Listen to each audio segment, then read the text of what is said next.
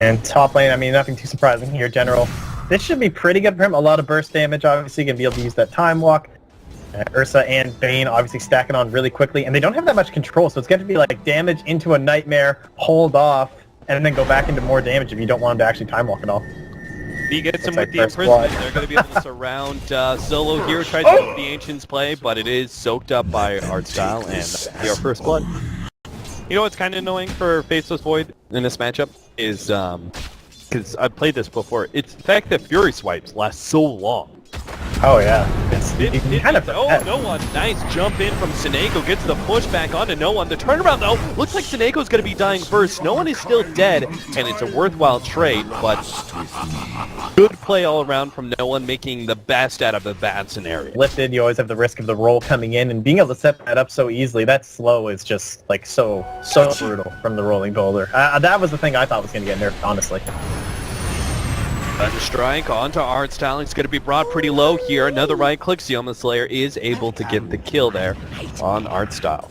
Nicely played. Meanwhile, Pasha, left alone against General, just keeps on going at him. General is going to try and commit here for enough to get a time lock. He actually jumps forward. This is pretty dangerous commitment, but Pasha does not Should he be fighting us?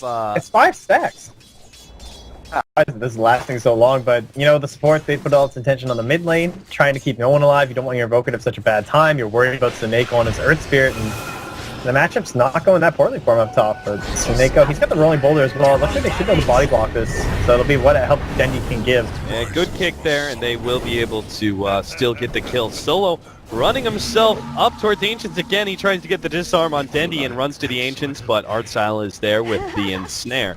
Make sure he doesn't get there in time. And basically no one, he's like on his own at this point. You're just going to hope that Seneko doesn't make too many rotations in the mid lane and apply some pressure elsewhere. They're going to try and force out the time walk into a sleep here. General's holding on to the time walk knowing that it was necessary. Good call by him. Meanwhile, in the middle lane, no one is going to be chased down. Dendi trying to get one last right click in. He gets one. He needs a second though. No one. Oh, don't block yourself up! Don't block yourself up! He's trying to block Dendi, but it's not going to happen. He ends up dying. Solo has now come in, but he's going to get taken out as well as Seneko's made his roam across. Meanwhile, farther up, Sioma the Slayer has had to sleep up General and TP himself away because NaVi are just a wrecking ball running through this middle lane. Speed down the OD, so it's an understandable play there by no one, but can't quite get it to work out. NaVi. Oh, I love this positioning here. Good start here for game number 2. Vega Squadron need to be able to get some control of their jungle. They're going to try and go on Artstyle here, waking himself up, but that's not going to be enough. Solo comes in with the extra nukes. Now they're going to look for a second kill here on the Seneko, but the Hellbear Smasher is right on top of no one. He needs saving. The Oracle is there for that. Because the mana cost for Weaver is so high, but I guess if he gets the Perseverance fast enough, it makes up for it. Sleep on the mid lane. Seneko is going to be the target here of the first Mag Beastmaster Primal Roar. Need to try and shut down his farm before he gets that fast Lincoln Sphere. Meanwhile, the smoke on their own. Mag is going to be turned around on. They have the imprisonment. Artstyle has Centaur stun number 1, Centaur stun number 2. Mag is dead without even needing Dendi's ultimate, which he still hasn't leveled standard. Yeah, and this is like, we're moving into around the 10-minute marks where you tend to start seeing some of these first big items come out, whether it be your mechs or your drums. Dendi heading in towards a set of his own here. Oh, they do have the Chronosphere on top on this. Looks like he's just dead. Yeah.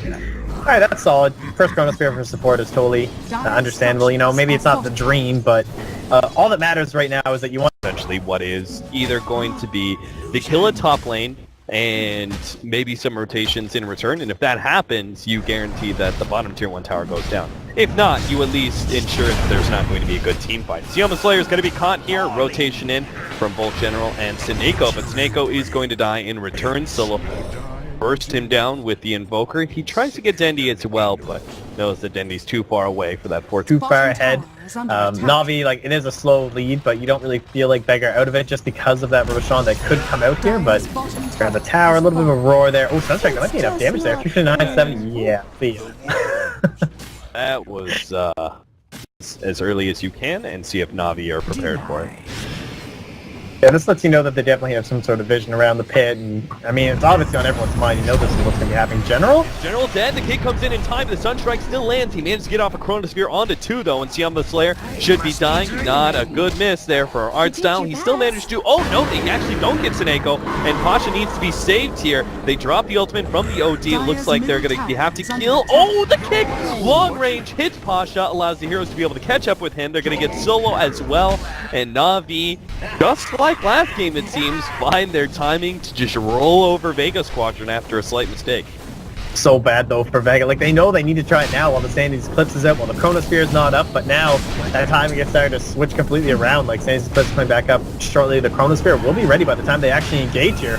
Smoke ready to go. Pasha's going to show himself. Seneko goes for the kick. Does land on no one. Pasha already trying to eat up General. Will be able to force him back at the very least. Looks like Seneko's going to be the first one down. Meanwhile, the Chronosphere, oh, it doesn't quite catch 3 as they hoped. Solo's going to be forced to use his ultimate on himself while no one's Meteor does kind of miss there. They're looking for Mag. He's going to try and TP out, but it's not going to be enough. Solo committing for Dendy. Not quite enough. No, he does get him just at the tail end. No one. Nice invoke into our Tornado's going to try and TP away. That's not going to happen. He knows it too, and instead tries to run himself away. Doesn't happen.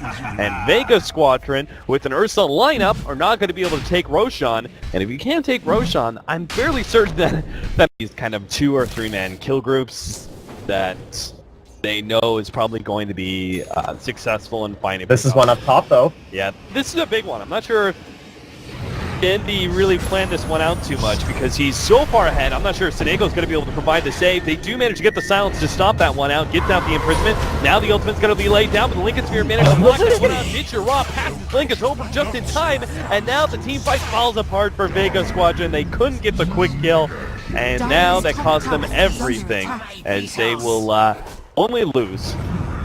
Although lose 3 in exchange for the kill on Dendy, and it looks like Seneko's still able to get out as well. They get the roar off, and he doesn't. It seems. Feels like Vega Squadron have to go for like some really aggressive, like split push / smoke plays or something. Down with the Slayer. Did sleep up General, but I don't think he was quite sure whether or not he can actually make a Fiend Script player there or not. And it turns out, well, all of NaVi were right behind him. That would be the tier 2 tower down. Griffin Roar and Ursa. I don't know, I feel like you still wind up against the Invoker, but honestly this Atos just like completely cancels out anything the Ursa's gonna be able to do. You can see the initiation range it grants them without having to use Chronosphere, and that free pick, it's what allows this high ground push.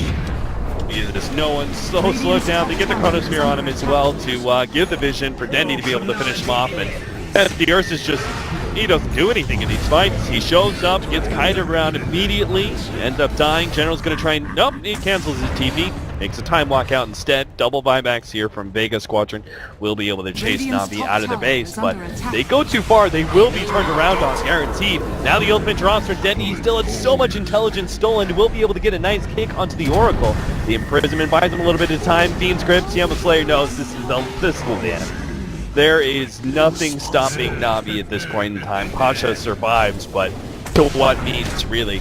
NaVi are right inside your base. They're going to right-click down this tier 3 tower, and even if you don't lose a lane of Rax here, simply because NaVi don't have the best push power just yet, you're destroyed when it comes to, like, economically. 14,000 gold lead, NaVi 10,000 experience lead. They are going to be able to take that tier 3, start focusing down the melee Rax. Bane and Beastmaster not going to be up in time. Yeah, this is just like, obviously, you know, it's elimination. This is the end. Like, if you lose this, you're not going. So, areas they come towards either the bot or probably the mid lane, next, seeing how they want to split it up. And what do you even do as Vega? Like, there's no reason NaVi ever have to split up, honestly. Like, you don't need to farm anything. You're so far ahead. Nico misses both his boulder as well as the kick. Will be quickly eliminated, but it still looks like NaVi are in a position to be able to get some pickoffs of their own. Solos, he's definitely going to go down. He just puts himself in the front lines and soaks up damage.